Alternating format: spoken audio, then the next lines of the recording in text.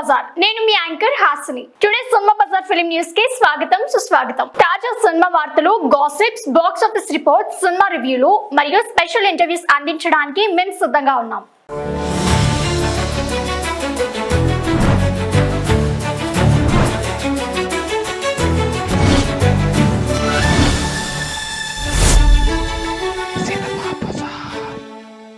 Retro movie review. Retro cinema 2025 May 1న విడుదలై సూర్య ప్రధాన పాత్రలో నటించారు.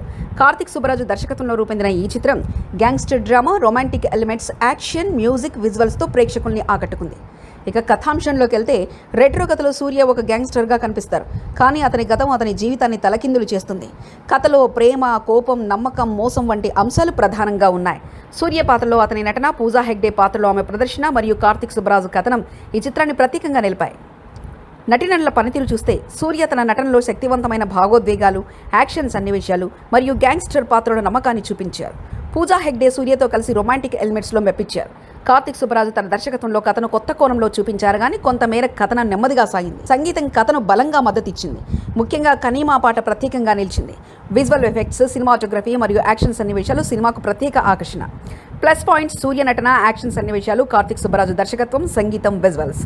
ఇక మైనస్ పాయింట్లు వస్తే కథనం కొంతమేర నెమ్మదిగా సాగడం, కొన్ని సన్నివేశాల్లో క్లిష్టత. చివరిగా రెట్రో సినిమా సూర్య నటన, యాక్షన్, సంగీతం, విజువల్స్తో ప్రేక్షకుల్ని ఆకట్టుకుంటుంది. కార్తిక్ సుబ్బరాజు దర్శకత్వంలో కథ కొత్త కోణంలో చూపబడింది, కానీ కొంతమేర నెమ్మదిగా సాగింది. మొత్తం మీద యాక్షన్, రొమాన్స్, సంగీతం, విజువల్స్ను ఆస్వాదించాలనుకునే ప్రేక్షకులకు ఈ సినిమా సిఫార్సు చేయవచ్చు. సినిమా బజార్ యూట్యూబ్ ఛానల్ తో పాటు సినిమా బజార్ డిజిటల్ ఈ పేపర్ మరియు సినిమా బజార్ వెబ్సైట్ ను కూడా చూస్తూ ఉండండి. మరిన్ని అప్డేట్స్ కోసం సినిమా బజార్ యూట్యూబ్ ఛానల్ ని సబ్స్క్రైబ్ చేయండి, లైక్ చేయండి, షేర్ చేయండి, మీ అభిప్రాయాలను కమెంట్స్ ద్వారా తెలియజేయండి.